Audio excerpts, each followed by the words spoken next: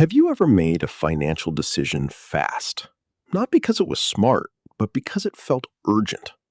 A quick trade, a limited time investment, a side hustle that promised results in weeks instead of years. Here's the strange part. Your brain doesn't actually crave money. It craves relief.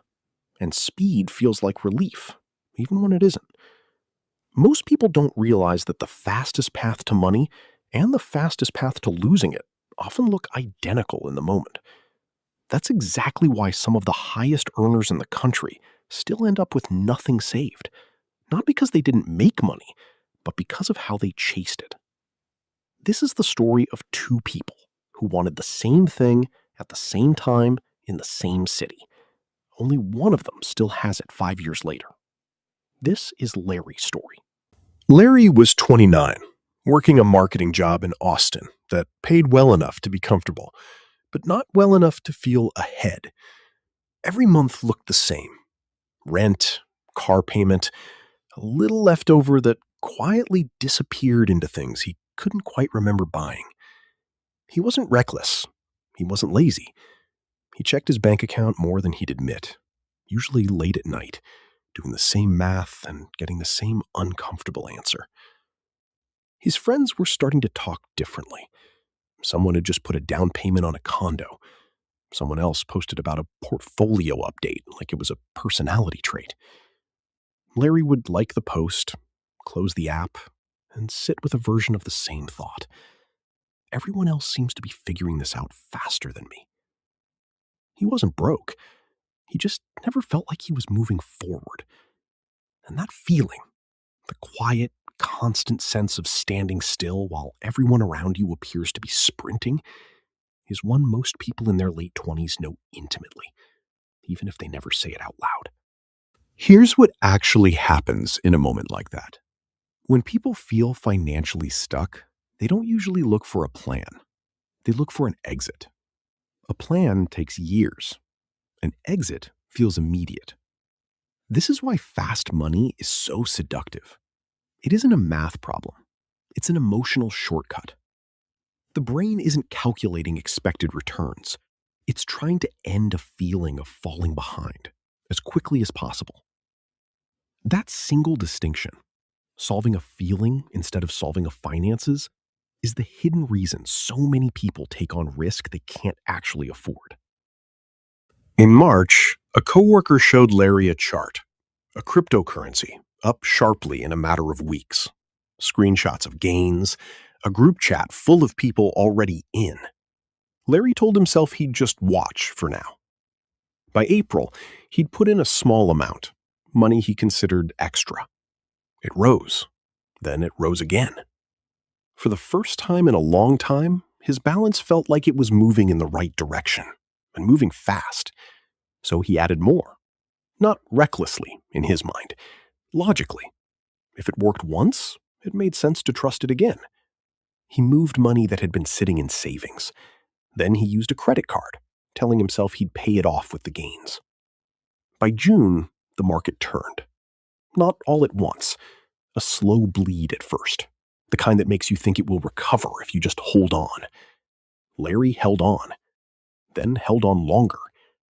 By August, the account that had once made him feel ahead had taken him further behind than before he started.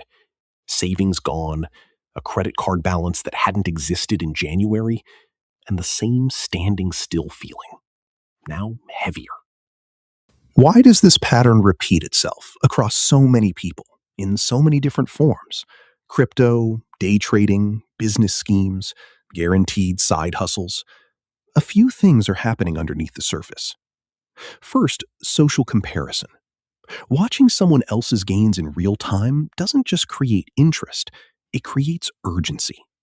The brain interprets other people's success as a closing window, not just information. Second, variable reward. Fast money environments behave like slot machines. Unpredictable wins are more addictive than steady ones because the brain can't stop checking for the next one. Third, loss aversion working in reverse. Once money is in, walking away feels like admitting a mistake. So people don't exit at the first warning sign. They exit after the damage is done. if they exit at all. And finally, the deepest one. Fast money offers something delayed wealth never promises: an instant identity shift. Not, I am saving toward a future, but I am already someone who made it. That shift in identity is what people are actually chasing. The money is just the proof they're looking for. It's worth noticing that none of this makes someone foolish. It makes them human. The same brain that kept our ancestors alive by reacting fast to danger is the brain deciding in 2026 whether to move a paycheck into something that trended for 3 days. The instinct isn't broken. It's just badly matched to the problem it's being used to solve. That same year, a friend of Larry's from college, William, was doing something far less exciting. William wasn't disciplined in some extraordinary way. He still ordered takeout too often. He still bought things he didn't need sometimes. He wasn't chasing a perfect system. But he had one habit that never changed. Every payday, before anything else touched his account, a fixed amount moved automatically into an index fund. He didn't watch it daily. Some months he genuinely forgot it was happening. When Larry mentioned the crypto chart back in March, William looked at it for a moment, said it looked interesting, and didn't move a dollar. Not because he predicted the crash. He didn't. He simply had nothing extra sitting around, waiting for a shortcut, because his money already had a job. By the time Larry's account had cratered in August, Williams hadn't done anything remarkable. It had just quietly kept doing what it always did, growing slowly, unnoticed, in the background of an otherwise ordinary life. Here's a question worth sitting with. If your money made no sudden moves for the next 5 years, no big win, no big loss, would you actually be disappointed? For a lot of people, the honest answer is yes. And that says something uncomfortable. It means the goal was never really financial security. It was the feeling of winning. Wealth isn't built by earning more. It's built by keeping more of what you earn. Fast forward 3 years. Larry eventually paid off the credit card, working extra hours to cover what a few decisions in one summer had cost him. He's stable now. But stable is different from ahead. He still checks his balance late at night sometimes. The number is safer, but the feeling never fully left. William's account isn't remarkable to look at either. No dramatic story, no chart worth screenshotting. But it's grown every year, without him thinking about it much at all. More importantly, it's given him something Larry still doesn't have: the ability to make decisions from a place of security instead of urgency. When his car needed a major repair last year, it was an inconvenience, not a crisis.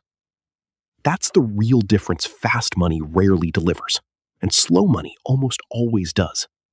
Not luxury, but flexibility. Not a bigger number, but fewer sleepless nights. Neither of them got rich. That's the part worth sitting with. This was never a story about who ended up wealthy. It was a story about who ended up with options, and who spent 3 years earning back the ability to simply not worry. The biggest financial mistakes rarely happen overnight. They happen one small decision at a time. If there's one shift worth taking from this, it's this. The next time a financial decision feels urgent, that urgency is worth questioning before the opportunity itself. Ask yourself, am I trying to build something, or am I trying to feel something? Because those two questions rarely lead to the same decision. So think about your own last few financial decisions. How many of them were made to move you forward? And how many were made just to make the standing still feeling go away, even for a moment? If you enjoy real money stories and practical wealth building lessons, subscribe to Wealth Ridge. Learn from the stories, apply the lessons, build your wealth.